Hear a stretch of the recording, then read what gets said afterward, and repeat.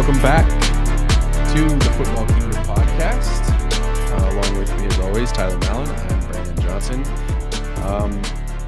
A little bit of housekeeping before we hop into the episode. Obviously, kind of went on a unplanned hiatus there for a little bit.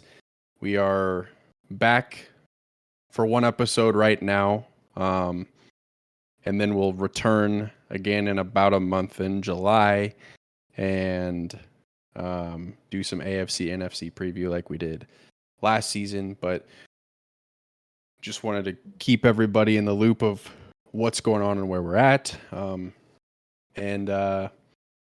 Yeah, so that's that. How are we doing tonight, Tyler? Doing good. Yeah, again, apologies for that. Honestly, not a whole lot going on. We do have some off-season ideas, but it's all good. We got plenty to talk about here, shortly, but off-season, not, there's some news out there, but you don't really want our opinions on that, so we'll catch you on the flippity flip in July and start previewing the season. Yeah.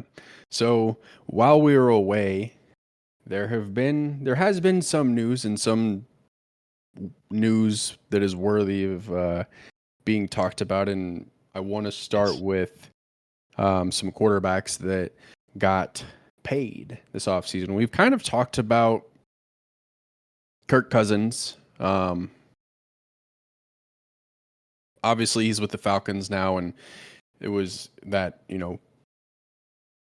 everybody kind of saw the draft and how the Falcons went out and drafted a quarterback in round one after signing Kirk Cousins to his 4-year, $180 million deal.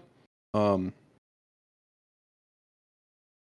a couple other quarterbacks that stuck out to me that got extensions as well. Jared Goff with the Detroit Lions got an extension, 4 years, $212 million. And then Trevor Lawrence got an extension as well, a 5-year, $275 million deal. And that happened last week. Jared Goff's was a little bit earlier in the month, maybe even late May. But when I saw the news of Trevor Lawrence, it was really kind of a head scratcher for me because obviously Trevor Lawrence, number 1 overall pick out of Clemson, had that rookie year that didn't really count because he had Urban Meyer as his head coach and kind of a mess. Second year, Doug Peterson comes in, head coach, and the Jaguars make this kind of improbable comeback and end up beating the Titans at the end of the season to win the division. Trevor Lawrence leads the Jaguars to the historic comeback against the Chargers in the playoffs, the 28-point comeback. And then the following season, last year, Trevor Lawrence in his 3rd year, the Jaguars missed the playoffs entirely. And I'm looking at Trevor Lawrence's stats, and what I see is average. Very, very average. Not somebody that I feel needs a $275 million deal. And I don't think the Jaguars needed to do this because it's year 3. They could have done it next season. They could have taken this upcoming season, 2024, and did like a wait and see to where he kind of sits at the market. Because in 2021, 12 touchdowns, 17 interceptions, 22, 25 touchdowns, 8 interceptions. Last year, 21 touchdowns, 14 interceptions. And he's never thrown for over 4,100 yards. I'm having trouble seeing why Trevor Lawrence is a $275 million quarterback. I don't have that answer either. I'm just as confused. I don't get it. It's a weird place to put the rest of the league, I guess, because you really don't need to Yeah, you're right. You don't need to pay him this early necessarily. But when you do, you're paying him top tier money. Somebody like Jared Goff, I think the Lions can afford it, and he has a much longer proven record of what he is, and he's only gotten better the last couple years. That team is in their window. They were right there last year. That makes a lot of sense to me. The Trevor Lawrence deal is very questionable. It's like the wide receiver stuff where we'll get into in a second, but it's just I don't understand the market, for these guys because I don't know who else they're gonna pay necessarily, but I don't really think he's played well enough to deserve this. When he was drafted, it was like he's the second coming. Like everybody was like, this dude is gonna be the next Mahomes and blah blah blah. Yeah, he was Peyton And Manning. Yeah. right. It was that's all I heard about, like, he's the Mahomes killer. Like, that's literally like what people were like, he's gonna take over. Like, forget about Mahomes. It's Trevor Lawrence time. Now again, the whole Urban Meyer situation didn't help anybody, but we still haven't really seen like this explosion. Whether or not he would be, well, I think he would be with a better coach, or somebody like a Andy Reid or something like that. But what I'm saying? Like, he doesn't have that. And because of that, it still goes back to the fact of like, why does every kind of starting quarterback deserve, top tier QB money? That's the part where I don't understand where the market is going or what they're telling the rest of the league. It's like, well, we can afford it, I guess, and he's our guy. But does he deserve that money? It's like I don't want to be that guy to be like, well, he's undeserving of it. But as far as the market goes and his performance, it doesn't really add up to me. I don't really understand what to make of this. Yeah, I think for me, like I look at like Daniel Jones got paid last season. Justin Herbert got paid. Deshaun Watson when he got paid. All And probably overpays. I think I throw the Deshaun Watson out because that one's like a little weird because he Mm, came in via trade. He wasn't drafted by Cleveland, but right. I think teams I think they're afraid of starting over. So they have a quarterback that's time to pay, and this is going to happen to the Dolphins with Tua. They're going to have a decision to make there. The Packers are going to have to pay Jordan Love at some point. So a lot of CJ Stroud 2 years from now is going to have to get paid. Like these teams, I think, have this dilemma of is this quarterback the guy or is he not? And I think there's fear of like starting over and like admitting failure. Not that Trevor Lawrence is a bust, No. because I don't think he is. I actually think he can be that guy that he was supposed to be coming into the league. But I think like you're paying a guy $275 million to go 9-8. Yeah. I What do was you what's the point of that? right. I was just gonna say that. Like, he is above average, but like played like game to game, snap to snap. He's not worth this is my point. That's where I'm kind of dancing around the issue. It's like, I don't think he's worth that much. Really. They over it's a much more extreme example, but Daniel Jones was overpaid and that guy sucks. Yeah. He's like super average. And we talked about it last year. It's like, well, who else do they got? They got nobody else.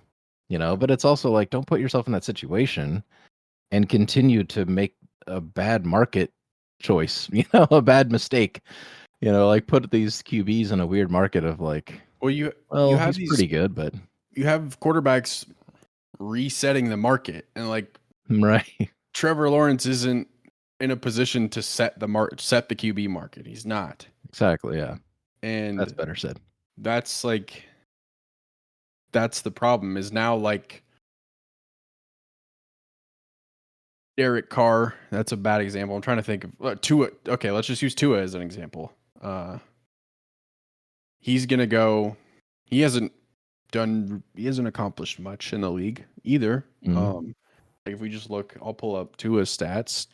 Um, Yeah, he's had those weird injuries yeah, back to Tua. back that's taken him out a lot. Yeah, Tua just finished his fourth year. 2022, he had a nice season. That was also the season he was injured. He had 25 touchdowns, 8 interceptions, and that was in 13 games. Last year, he had a good season, 29, 14, 4,600 yards in the air. Right. Didn't win, made the playoffs, lost to the Chiefs, obviously. Dolphins made the playoffs the year prior as well, but Tua didn't play that. So like Tua can go, okay, if Trevor Lawrence, who has significantly less success in the league than I do, as far as just from a statistical standpoint, I'm worth 285 or I'm worth 300. Like, you know what I mean? Right. Yeah. So, and I don't think that Tua, again, maybe it's not my place to say this, but this is a football podcast. Like, I don't know if he's worth 285 or Mm-hmm. 290, whatever the next tier up would be. Right. And then it's just like a never ending cycle of overpaying quarterbacks to have a Yeah. race to the 15th best team in the league. So Yes. That's exactly it. That is it in a nutshell. And it doesn't make sense, and it's probably not going to end. It's just I get that they're the most important player. You know, we all understand that, but it just the value versus the money, it just I don't know. It doesn't add up. Because again, who else are they going to start? You know, yeah, that's their guy. I get it, but they probably could have waited maybe. I don't know. yeah, and maybe Trevor Lawrence will go out there and put up 40 touchdowns and 5,000 yards, and we'll be like, okay, whatever. That would be a huge turnaround. But right now it's just a head scratcher, and Yeah. we'll just have to see if Jacksonville made the right decision, and we have 5 years to figure that out, I guess. But you've got some things to say about some wide receivers, so I'm going to turn it over to you. Sure. So Justin Jefferson just got an extension, staying with Vikings. Which I gotta say I didn't really think would happen. It makes sense now that it has happened. I'm like, well, yeah, of course. But honestly, I think it's more wishful thinking of like he'll go somewhere else. Early in the season, it was like maybe the Chiefs will pick him up, and then that was quickly like, nah, Chiefs are not interested in going there. That would have been insane, but that didn't happen. But yeah, he gets a $140 million contract, a 4-year, 88 million guaranteed. The reason I want to bring this up is that him, he is like the 12th highest paid player now. And as far as the wide receiver market now, it's just kind of weird. You've got Amon-Ra St. Brown, who's right below him at 120 million. Brandon Ayuk today was saying, the 49ers don't want me. You know, they're telling me that they don't want me, so I'm going to be out there. So you've got Adam Schefter on ESPN who's, going out and saying, and this is probably coming from the team, the 49ers side. This is probably their quotes basically telling Schefter like, here's our side of the story. And he's basically saying, he's like, yeah, what's really happening is the Niners aren't willing to pay him, this type of money, like Justin Jefferson type cash. And they're not giving him the type of contract that he's wanting. So that's what he means. They absolutely want him on their team. They don't want to get rid of Brandon Ayuk, to anybody. But I don't know. It's the main point here is like receivers are getting paid like crazy. The the running back market is like completely like they're not even in like the top 50 players in the league, yet they usually get the most the ball the most half the time. I don't really understand why. I get that, but it's like, why is the running back market? Is it just because of injuries? They just won't pay these guys. It's literally because there's this idea with running backs that running backs are a dime a dozen. They're plug and play. They're not Right. worth, like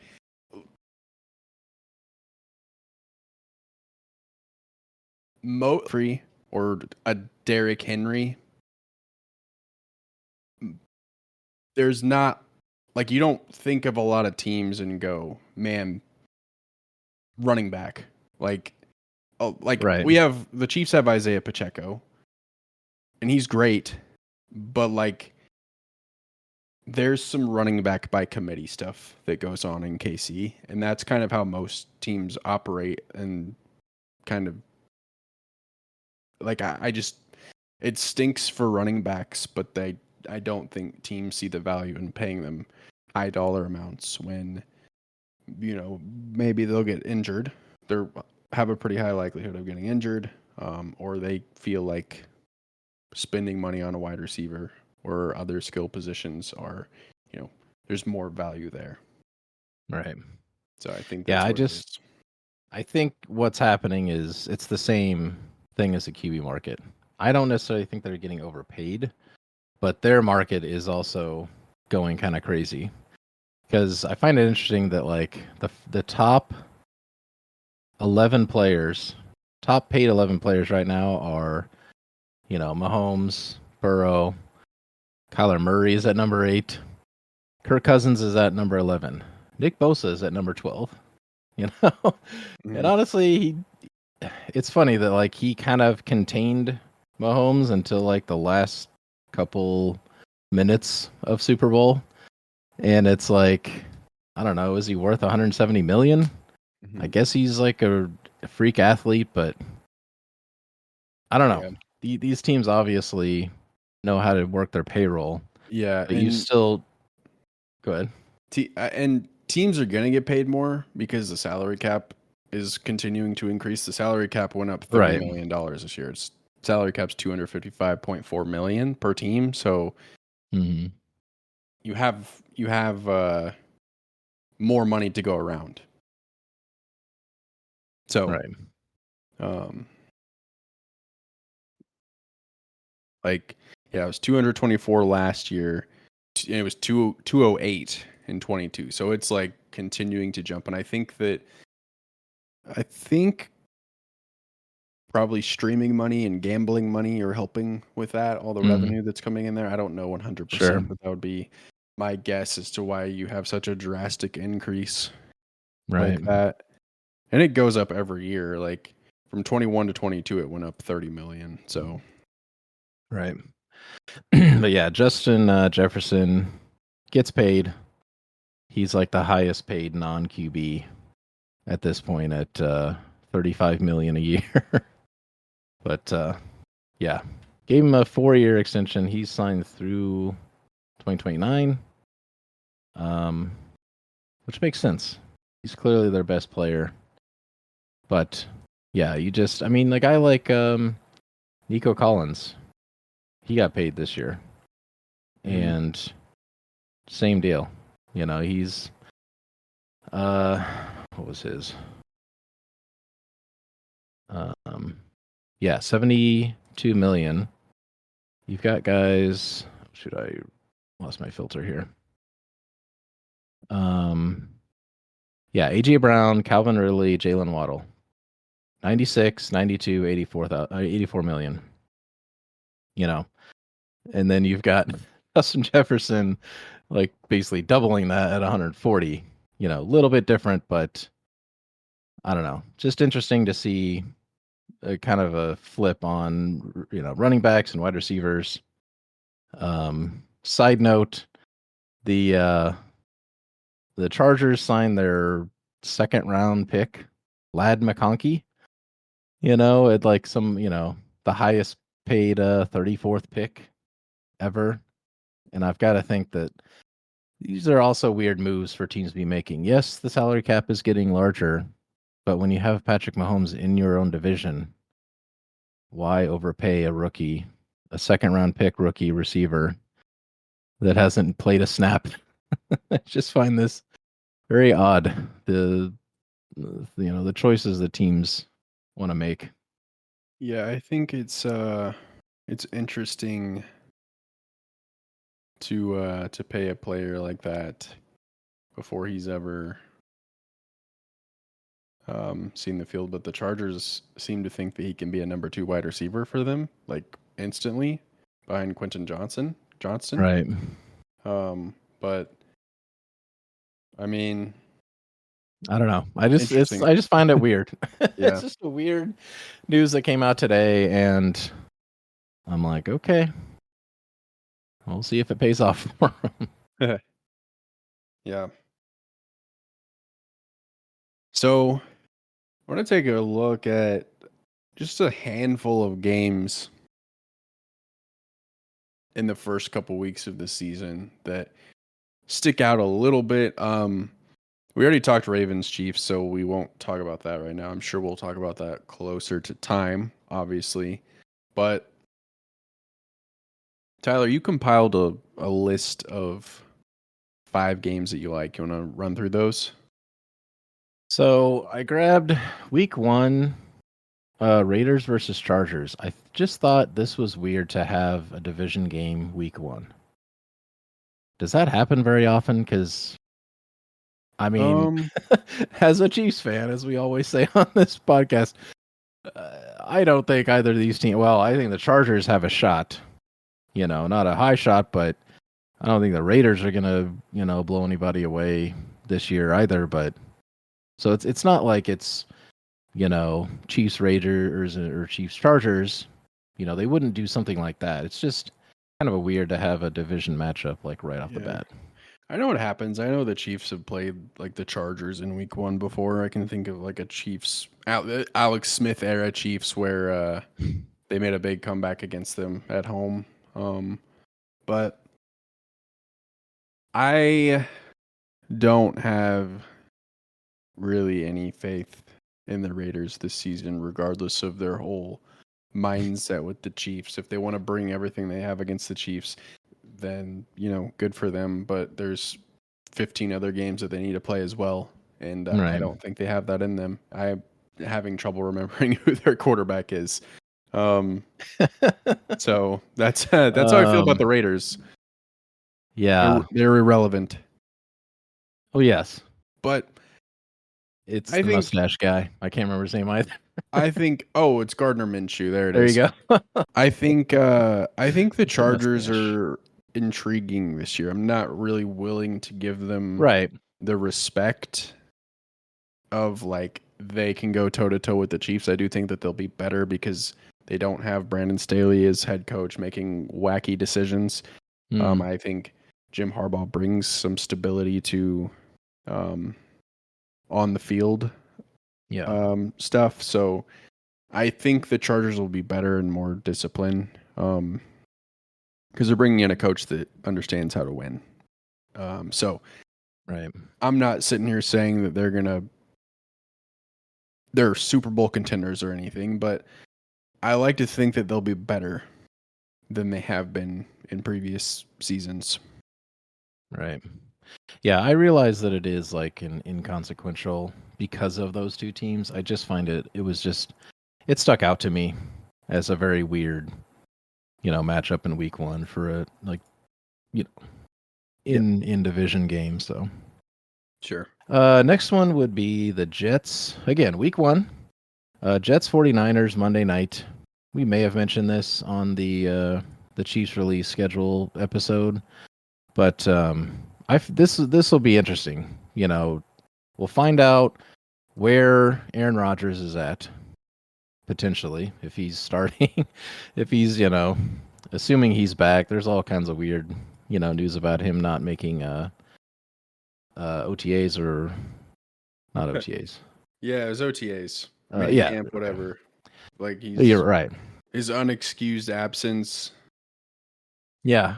Everybody keeps pulling up the quotes of like, we're going to get the BS out of the building. It's like no more BS, like only football. And then the dude doesn't show up Aaron for Rodgers was 3 the weeks of only mandatory. yeah, he's the Yeah. only quarterback to not show up out of 32 Right. teams. And I'm just like, I don't know what you had going on that you couldn't miss, Right. but you had a lot of free time, man. So Right. I feel like everybody knew this was happening. Yep. So, but it's also anytime Aaron Rodgers plays the good. 49ers, it's always interesting because he's a California guy and could have been on the 49ers, but they didn't take him. But also this is not only I don't have very much, like, I'm not putting much stock in the Jets, and I don't think really anybody is. I think the hype wore off immediately last season, obviously, because Aaron Rodgers got hurt. But I think between like all the nonsense that Aaron Rodgers was doing after the injury, both just in the media and like even before that, I think people are like, yeah, whatever. Like, we don't care anymore. But 49ers, obviously, like coming off of a loss in the Super Bowl, are they going to be fired up? Obviously, I think they're still going to be one of the two best teams in the NFC. Oh, absolutely. But yeah, I think with the Jets, I think the drama with Rodgers already in the offseason, who knows what he's going to be like after the injury. They still have a really good defense, which should be a very good matchup for the Niners, which makes this game really cool. Barring, just the Aaron Rodgers, like, where is Rodgers at? Like, that's the most interesting part of this to me. But yeah, to see where the Niners are that early in the season against, a very proven defense. Should save this for our preview, but I don't really believe in the Jets either. Let's say even, Rodgers is on fire. I don't really trust their coaching staff. They've really misplayed a lot of this. And this situation we just talked about with Rodgers is yet another just weird way to handle their team, and it's really Aaron Rodgers' team at this point. Like, he can just do whatever he wants. So, I don't know. It's kind of where I'm at with that, but yeah, that is another interesting game there. Now week 2, we'll move on. Whole lot of nothing burgers in a lot of these weeks. It's more of like a wait and see. Like, yeah, we got some interesting games at least. We got Bills versus Dolphins again. Division. Another kind of heat check of like where are these teams at. Do we want to dig into this yet, or? Yeah. I think we can talk about it a little bit because obviously, like, you look at the Bills and Dolphins, obviously same division. Dolphins kind of coughed up the division last year.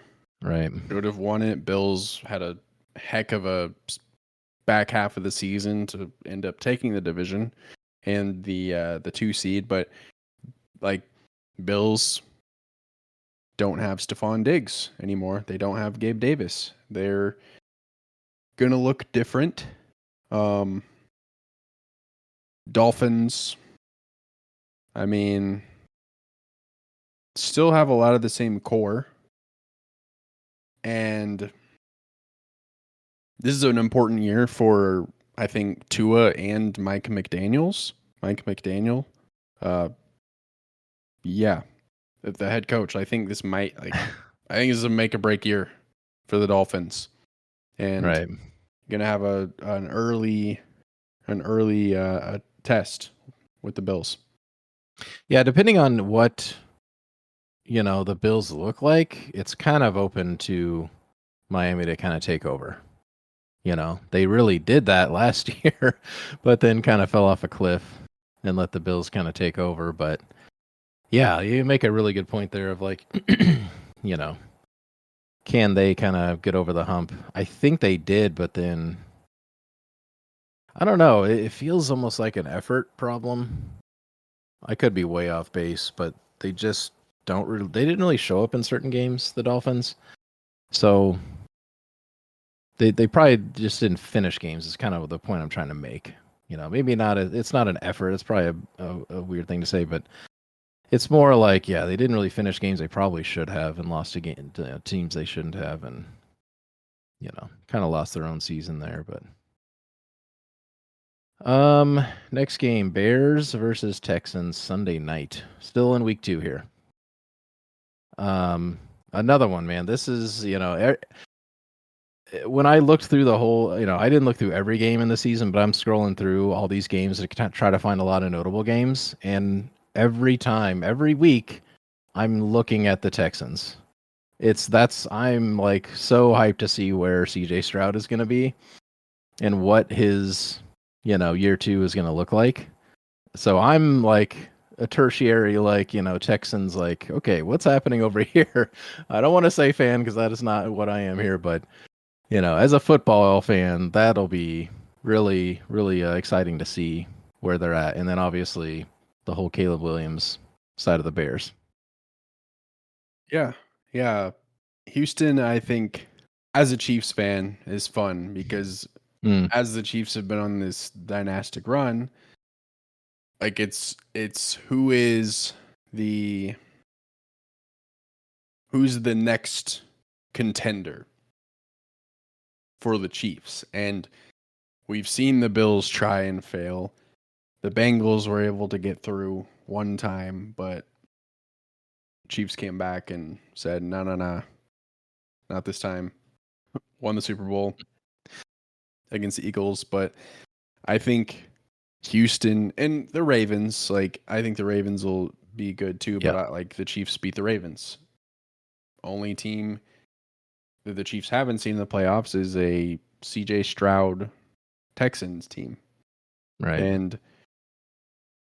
I think that they might be the next team that the Chiefs will beat ultimately. I think that next the on the Texans, block. like talking heads around like ESPN and Fox Sports, they're going to be talking about Texans are going to they're going to be the hype team of like Texans are going to take down the Chiefs. CJ Stroud's going to do it, blah, blah, blah, blah, blah. And then it's just going to end the same way that it always does. The Chiefs and Mahomes are like, that's cool. That's funny. So I think they're fun. And then, yeah, Caleb Williams, number 1 overall pick. Like, there's intrigue there. Caleb Williams is an interesting person, and I think he will help. I don't know how he's going to do in his rookie year because it's his rookie year. It'd be unfair for her to come out and be like, they're going to be Super Bowl contenders. But I think there's high expectations in Chicago for them to be 10-game winners. And I think Caleb Williams can be the guy that makes the Bears relevant again for the first time since like 2008. So, yeah. Yeah, because the week 1 game for the Bears is against the Titans. So I'm like, it's not really that much of a heat check for Caleb Williams for me. But obviously, CJ Stroud versus him should be a pretty cool game. Again, week 2 is another. Yeah, again, sticking with week 2, Falcons versus Eagles Monday night. Another one, man. Just another, like, where's Kirk Cousins at against a pretty solid Eagles team? And then again, yeah, the Eagles, like, just these are more of like games like definitely gonna watch. They're primetime games, but where are these teams kind of at early in the season, especially with a Falcons team with a brand new QB. He's got the Bijan Robinson, and what can he do with Kyle Pitts? Can he make him, a guy? Yeah, and I think like the Eagles for me will be especially interesting in the first 6 weeks of the season because like you look at like last season, they opened the season and they're like kind of everybody was like, I think it's going to be Chiefs Eagles in the Super Bowl again. And then Philadelphia just like I don't know what happened to them. The wheels fell off, and it was bad. That is the definition of wheels falling off. Because the last what was it? The last 6 games they won once. Was that against we gotta cover that. That is insane that happened. Yeah, That's insane. They won against the Giants. The Giants in week right. 16. I mean, That's what right. a complete. That should be a 30 for 30. Maybe not that crazy, but it's just fascinating to me that they were that good. Like they couldn't lose. They lost once through 12 weeks. They were 10-1. Yeah. And then lost 7 games. Like what happened? Absolute craziness, but yeah. So that's kind of all for football news. I do have some exciting news for Enjoy Media. Obviously Enjoy Media, like what is that? We talk about it somewhat, but that is our podcast network. That's this podcast, Football Kingdom, with me and Tyler. That's the Merge Feast with Logan Hogmo and Blake Hogmo, and This Is Baseball with me. That's just it's our podcast network that we've put together. It's our brand that we're building.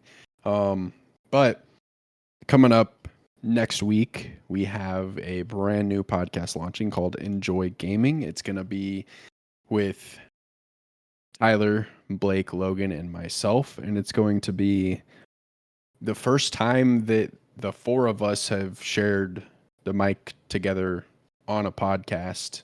Obviously, we've done plenty of discussion and talking behind the scenes. This is something that's like really 6 months or more in the making. It's just been kind of something we've talked about and we want to do, and we're finally at a point where we feel like we can make it happen.